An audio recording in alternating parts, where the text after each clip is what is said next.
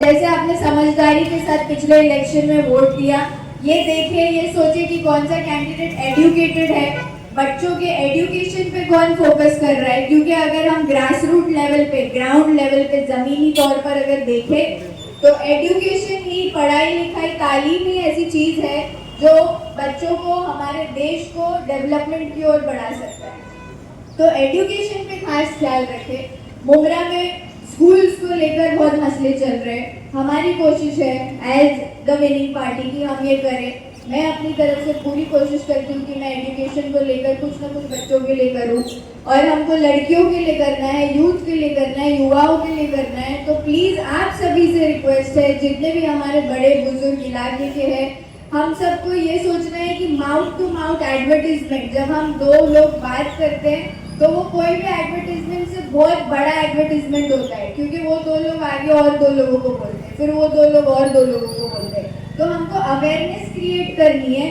सिर्फ यही हमारा मकसद है और कुछ नहीं। रेप्स को लेकर, काम को लेकर, बेरोजगारी को लेकर, कि हमको एम्प्लॉयमेंट चाहिए, हमको सेफ्टी चाहिए, हमको बच्चों का एजुकेशन और बेहतर चाहिए, और ये सारी चीज़ें जो कंट्री में चल रही है भेदभाव से रिलेटेड। किसान, फार्मर्स, जो अनाज हम खाते हैं, किसान वो उसे उगाते हैं, हम तक पहुंचाते हैं।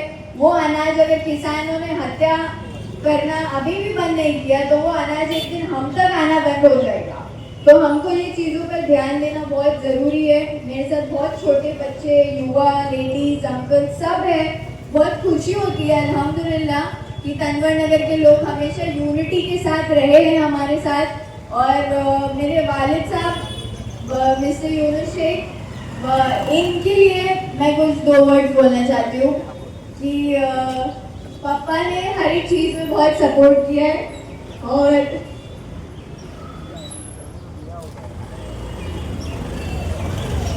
आप सबसे गुजारिश है कि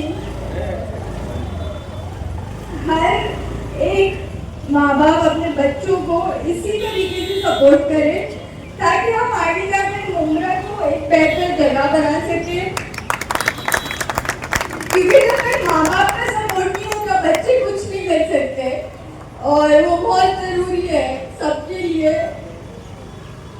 और अपने बेटों का जितना ख्याल रखते हो, बेटियों का भी उतना ही ख्याल रखिए, दुआ में याद रखिए। जज़ाकल्लाह खैर। और सबको हैप्पी इंडिपेंडेंस डे। सॉरी, थोड़ा सा इमोशनल हो गई, मुझे मेरे भाई की भी याद आ रही है, but thank you very much इतना देर सुनने के लिए।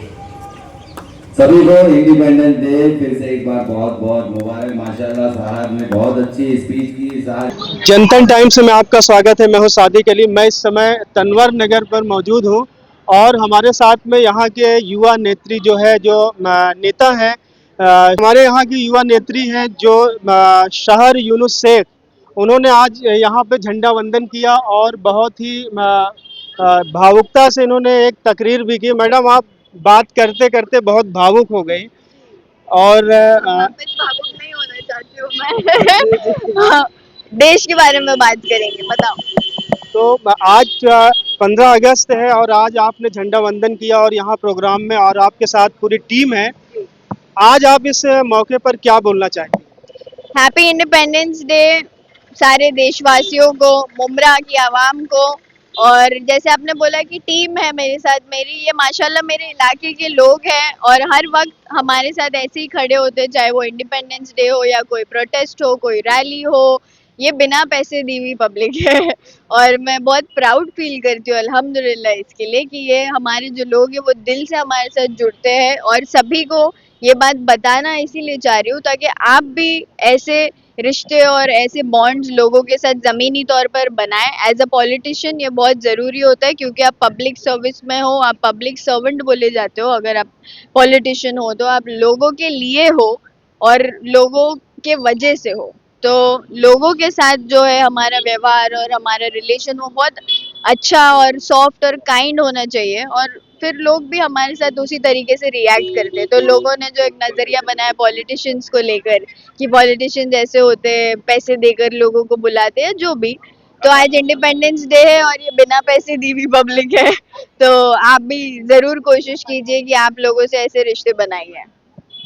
जैसे कि आप जिस प्रभाग से चुनाव लड़ना चाह रही हैं, जहाँ पे हम खड़े हैं, आपको ऐसा नहीं लगता कि आपको बहुत ही टफ कंपटीशन मिलने वाला है?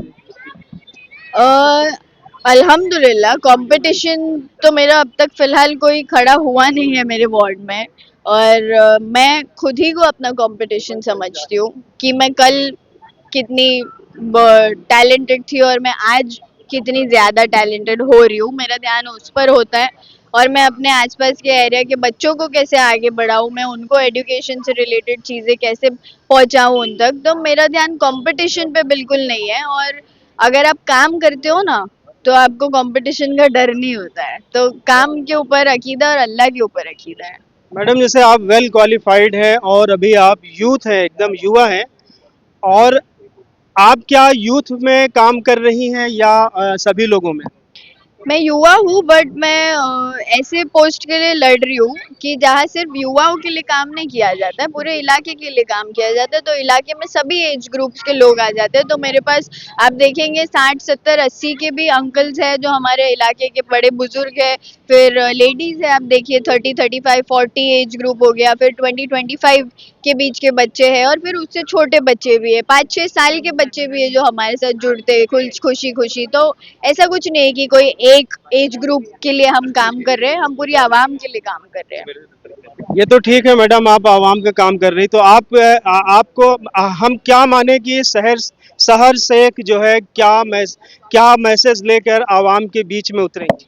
मैसेज यही लेकर उतरेंगे कि अपना वोटिंग का राइट जो है उसको प्रैक्टिस करो, और बहुत ज़रूरी है अपने वोट्स बचाना। देश में फ़िलहाल जो वोट चोरी का मुद्दा चल रहा है, वो मुद्दे को ध्यान दीजिए, उस पर गौर फरमाइए कि क्यों इतना फायर है वो मुद्दे के अंदर, क्योंकि कुछ ना कुछ वजह है उसमें।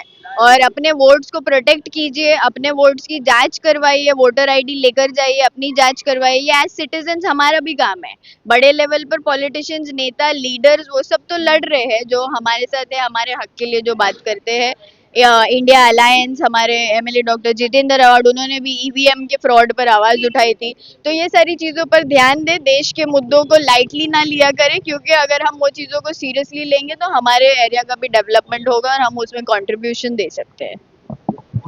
मैडम, आप अभी जो है महिला हैं, और हम आपसे ये भी जानना चाहते हैं कि जैसे कि मुमरा में एजुकेशन का बड़ा मुद्दा है, लेकिन अगर देखा जाए तो मुमरा में कोई लड़कियों के लिए कोई पीजी कॉलेज नहीं है, तो इस पे शहर से की क्या जो है मांग रहेगी, और क्या जो है जीतने पर वो इसके लिए कोशिश करेंगी क्या?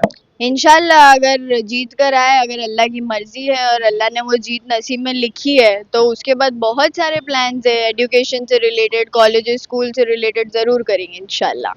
तो ये थी शहर शेख, और बहुत ही बहुत बेबाकी से इन्होंने जवाब दिया, और बताया कि अगर हम जीतते हैं तो एजुकेशन पर हम यहाँ के लोगों के लिए काम करेंगे, और हम चाहेंगे कि यहाँ पर लड़कियों के लिए एक पीजी कॉलेज हो, और जिससे कि एजुकेशन जो है अच्छा हो सके। तो आप देखते रहिए जनतन टाइम्स, और हमारे चैनल को सब्सक्राइब करें।